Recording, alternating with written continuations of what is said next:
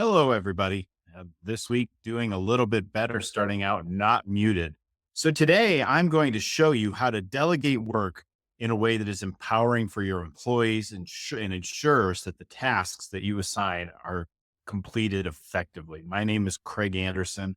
I am the president of ClearPath Coaching and Consulting.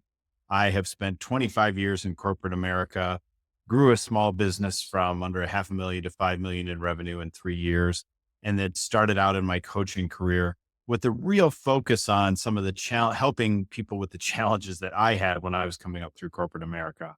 I am not the Harvard MBA guy. I'm not any MBA guy. I graduated college some time ago with a degree in English, master's degree in higher education administration, found my way into a career in corporate America. Not really part of my plan. Can't really say that's where I thought I would end up. And I had a lot to learn, and really a lot of times had to kind of learn by watching and understanding what they were doing to see what was making them successful. And frankly, throughout my career, struggled a lot with imposter syndrome, a lot of thinking I was not measuring up to some of those Harvard MBAs and the other MBAs around the table. And I really work with executives and leaders and business owners who really are good at what they do, but don't necessarily know all the things that they need to be successful in corporate America or with growing their business around the skills that they particularly have. So that's what we talk about here at ClearPath Coaching and Consulting. And today, what we're talking about is how new leaders, business owners can effectively delegate. We're going to talk today about delegation. It's no secret that delegating allows us to focus on what we're good at while our teams get things done for us. But as business begins to grow, as the pandemic ends, we're going to have a lot of growth going on. And with growth comes new and effective leaders we need to bring in. So I really want to spend some time talking about how delegation is one of the most important skills you need when you become a leader, especially right out of the gate. So today I want to share some tips on how to delegate well, because when it comes down to it, there are only two types of people in the world: those who know how to delegate and those who don't. I really found in my time working through my career, I saw some really great people who could delegate. I worked with one person at one point, and I was just amazed at both the scope of her areas of responsibility and how well she was able to delegate her work to her direct reports. Now, part of that is hiring great people, which is also an important ingredient for all of you as new leaders and business owners as you develop. But she had a system in place where she could very clearly articulate the vision of what she was trying to achieve through this work that she was delegating to them. And then further had a great system, which we'll talk about in the future, around accountability and check-ins to make sure that the work is getting done. And the beauty of it was, whenever we were sitting around a table, she always knew exactly what was going on with those projects. And that's an important piece of delegation, is staying on top of things at the same time. So we're going to talk about that today. We're going to talk about the three keys to delegation. So the biggest challenge is figuring out how to delegate effectively. And to do this, you have to clearly articulate your vision and break it down into the tasks or milestones that are important for the person that you're delegating the work to. And by following these steps that we're going to talk about today, you're going to create a clear path forward for your staff so that that your delegation will be maximally effective for the work that you're going to do. You're laying out the expectations, so there's no confusion about what happens next or who's responsible. So it's all about really getting clear on the vision and clear on the clarity and clear on the expectations and what the final product will look like, the work product will look like. So let's talk a bit about creating a clear vision when you're starting out, even before you delegate. This is really crucial just as a leadership skill in general. And we've talked about the importance of vision before, but with vision, what we're doing is we're clearly articulating what end products look like for our division, for our team, for our business, where it's going to look like in, 3 years, or perhaps depending on the level you're at in the organization, maybe it's just 1 year. But we really want to have a clear vision of not, we're going to be awesome, but we are going to have this kind of revenue or this kind of productivity or this many employees, or we're going to get this many of this thing produced. It's important to get really clear on it, because we want to paint that picture for what that looks like.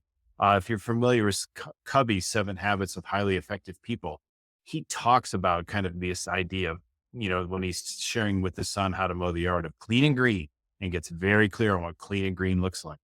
And that's what this vision is. We're creating the vision so that everyone on your team knows what success looks like. So when you're delegating activities towards that vision of success to the team, they really understand what it is they're trying to achieve in the context of this work that you're delegating for them. And that's so crucial as you start to move this forward. So step one is create a clear vision of the future, because that's what you need to have that in hand, and that can scale down to the level of the project. It can scale up to the level of the entire organization, but it's very clear about this is what I want the end product to look like.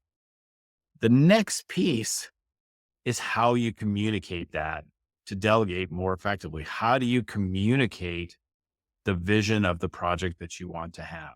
So let's talk about what those keys are towards communicating communicating effectively to the person to whom you're delegating this work. So let's talk about what that looks like.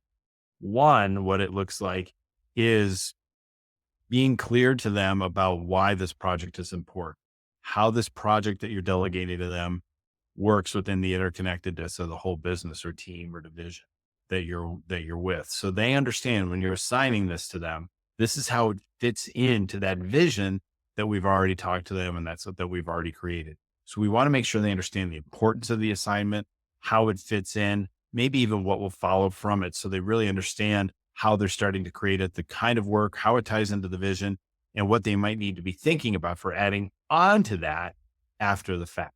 So these are all important pieces of being clear and providing clarity to the employee about what things, what the context is.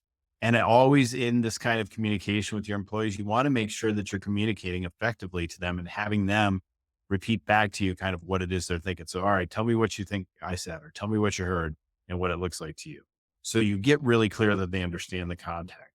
Then what you want to do is give them clarity around what you want the end product to look like. All right, so when you're done with this assignment, I need it to look like this, and I need it in this many days or by this date, so that they understand here's what the end product's going to look like. Here is what you need to have that looks like success when it's done. If it's a report, or if it's work that's being done, or if it's a presentation that needs to get done, make sure you give them all that context. So now they understand what the context is of the project, why they're doing it, how it fits into the larger whole, why it's important to the organization. Two, you're getting real clear to them on what the end product looks like. Then you get out of the way as you're communicating this, except for one last piece, is you want to agree to a set of milestones.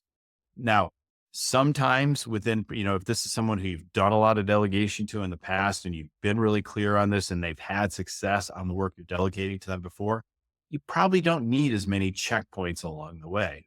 But if it's somebody who you're delegating a task to for the first time, or something of this level they've never received before, you want to set up a series of milestones. Say, all right, roughly this part of the project should be done here, this part here, this part here, this part here, and set those times so that they have an opportunity to check in with you on how they're progressing.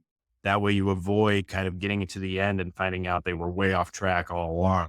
You really want to make sure you're setting up these milestones so that you can get caught up on what's going on, understand any challenges that they're having, help them solve any challenges that they're having through that project. And things are moving on throughout the pace of the project. What I don't want you to do in this communication is tell them how to do the work. Let them have the freedom to do the work within the context of what you've provided. You provided why it's important and how it fits. You've provided them what it looks like at the end. You've asked them to hit certain milestones to check in with you, but don't go about telling them how to do the minutia of the work. If they have questions, let them come to you. And you want to create an environment as a leader where people feel free to come to you on these kinds of issues, but let them figure out a way to get the work done within the confines of the time and the check-ins that you've created, because people want to know that they can show their capability. They want to be able to show you that they can get this project done. And if you start telling them how to do every step of it, they're going to try and do it your way when it's not really probably natural, and it's going to slow them down. So we really want to give them the freedom to do the work the way they think it needs to be done within the context of it. So it's why it's so important for you to be clear about communicating the vision we talked about in step one, putting the project in context, talking about what follows from the project after their work is done, and tell them what the final product needs to look like. But how they get there you really want to try and leave that piece up to them. So as you're working through the milestones, make sure you're getting lots of feedback and give and take through that process. Because ultimately, no employee wants to be micromanaged and no employee wants you over their shoulder through the course of the project. That's why we create the milestones because, hey, you stand back, you let them do the work, you're available if they have questions as they go through, and then you're checking in on those milestones, but you're not constantly sitting over their shoulder all the time saying, how's it going? How's it going? How's it going? That's not an environment where you're going to keep those employees for the long haul. The last piece of the project that we want to work on is how to delegate those tasks to those best able to complete it. So, what do we know about the capabilities and capacities of our employees? So, I already mentioned earlier that somebody who you've done a lot of delegation to before in this area, you probably don't have to have as robust of a check-in process, and you probably don't have to spend as much time creating the context or describing what the end work looks like because they know how you work, they know what's going on. But it may be something new. You may have new employees on the team, but you want to know your team well enough to know who has the capacity for this kind of work. That's not just kind of line rolled stuff like a marketing project or an accounting project or something like that. But also think about, does this require a lot of creativity? Who on the team has the background necessary to do the technical aspects of the task, but the creativity? Or do I need somebody who's really good at sharpening the pencil and really getting into the numbers? Think about who on your team best meets the need of that project, who has the background to do the project, but also has kind of those intangibles that are important in understanding how they're going to deliver the final work product. If you really need a whole lot of options in a project, you don't want to give it to somebody who, in our CVI methodology is going to just be a builder and just go straight forward.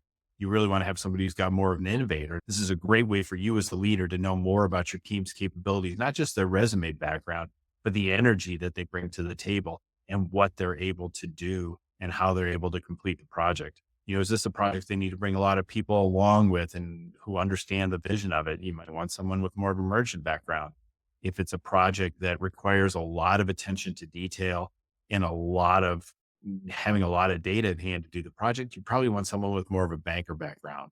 So the CVI really helps you as the leader put it in context what it is that you've got going on around the table. So great tool to do it. So that's really how you want to delegate those tasks is not only do they have the capability and the knowledge to do it, but do they have the energy and the inclination and the intangibles to do the project the way you want it done? And that's it. That's how you can start delegating effectively. We'll talk in a future session about accountability if they don't get it done and how you deal with those kinds of conversations. But again, let's talk about what the key three things. Create a clear vision overall for the business so everybody has the context for all the work they're doing all the time. Two, communicate your vision to delegate more effectively. Make sure they understand how the project fits within the context of the vision for the business and what's going on in the business.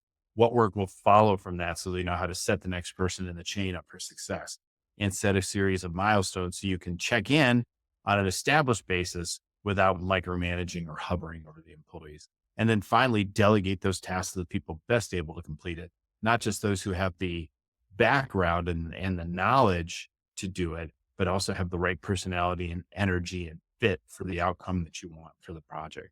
So that's it. That's today's Clear Path Leader Cast. Look forward to talking to you all again next week.